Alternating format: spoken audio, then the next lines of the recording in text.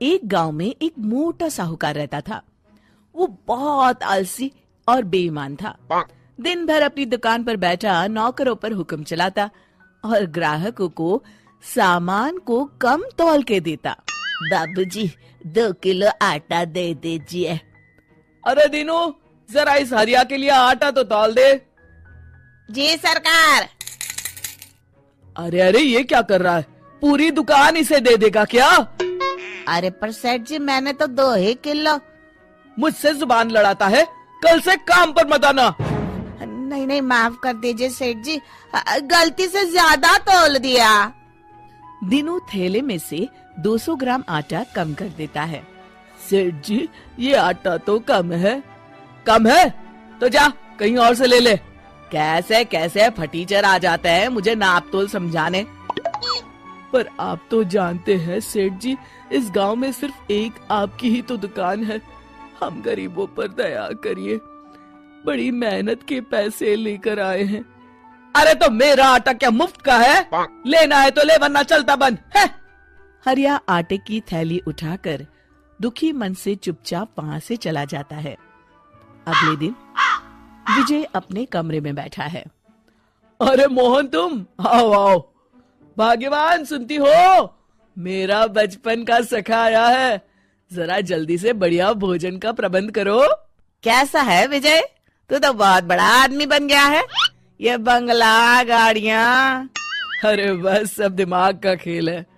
तेरी सुनारी की दुकान कैसी चल रही है? बस मित्र, सुख से रोटी की व्यवस्था हो जाती है। अरे थोड़ी बुद्धि लगा तो रोटी के साथ साथ नोटों की भी व्यवस्था हो जाएगी। क्या मतलब? मतलब ये कि पूरे गांव में सिर्फ एक तेरी ही सोने चांदी की दुकान है। अगर तू थोड़े नुकसान में भी लोगों को सामान देगा तो उन्हें तो लेना ही पड़ेगा ना, वरना बार बार खरीदारी करने शहर जाना पड़ेगा। तो तू ज्यादा कीमत में कम सामान दिया कर। अरे भाई, ये तो बेईमानी हुई। अरे तो तू ईमानदारी से कौन सा कलेक्टर बन गया? हाँ, ये देख, जरा सी बेईमानी ने मेरे घर का नक्शा ही बदल दिया। नहीं नहीं मित्र, ऐसे पैसे तो आ भी जाएंगे तो साथ में बददुआ लेकर आएंगे। किसी की मेहनत की कमाई को मैं ऐसे बेईमानी से नहीं हड़प सकता।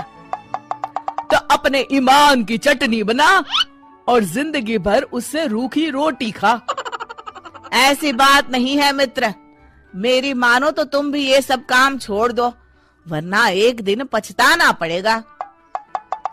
तभी विजय की पत्नी खाना लेकर आती है। रहने दीजिए भाभी, इस पाप के 56 भोग के आगे मेरी मेहनत की रूखी रोटी ही भली है। मैं चलता हूँ। कुछ दिन बाद विजय के घर इनकम टैक्स की रेड पड़ जाती है।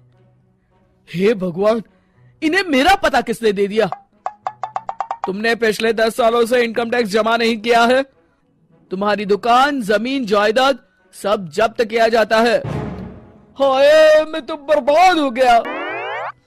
विजय की दुकान और बंगले पर ताला लग जाता है। वो झोपड़ी में रहने पर मजबूर हो जाता है।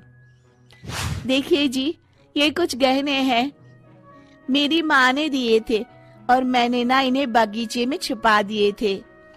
आप इन्हें बेचकर कुछ पैसे ले लीजिए और शहर जाकर कोई नया धंधा कर लीजिए। ठीक है भगवान, कल ही जाता हूँ। विजय अगले दिन मोहन की दुकान पर पहुँचता है। विजय तुम? अरे ये क्या खस्ता हाल बना रखा है मित्र। अरे क्या बताऊं तुमसे, जाने किसकी बुरी नजर लग गई, सब चौपट हो गया। खैर, ये कुछ गहने हैं, 8-9 तोला सोना होगा। मुझे इसके बदले पैसे दे दो, कुछ नया इंतजाम करता हूँ। वो तो ठीक है, पर मैं तुम्हें 5 तोले के ही पैसे दूंगा। क्या? तुम्ही ने तो सिखाया है मित्र। अरे पर अभी मेरे बहुत बुरे दिन है, ले देकर बस यही गहने बचे हैं मेरे पास। ये सब सोचूंगा तो पैसे कब कमाऊंगा, तुम ही समझा रहे थे ना। ठीक है, जितना मुनासिब समझो दे दो। विजय 5 तोले के पैसे लेकर दुखी होता हुआ शहर की ओर चला जाता है। उधर मोहन विजय के घर जाकर उसकी बीवी को बाकी के पैसे देकर पूरी बात बताता है। घर का जरूरी खाने पीने का सामान भी रखवा देता है। भैया, आपका ये उपकार रहेगा। अरे नहीं नहीं भाभी, ये तो मेरा फर्ज है। मैंने जो कुछ भी किया विजय को सही राह दिखाने के लिए। शाम को जब विजय वापस आता है, उसकी पत्नी उसे पूरी बात बताती है। मैं बहुत शर्मिंदा हूँ। ये मेरे कर्मों का ही नतीजा है जो आज हमें ये दिन देखना पड़ रहा है। कोई बात नहीं जी, देर आए दुरुस्त आए, जो हुआ सो हुआ। अब नया काम पूरी लगन और ईमानदारी से करिएगा जी। शिक्षा: बेईमानी से कमाया गया धन कभी सच्चा सुख नहीं दे सकता।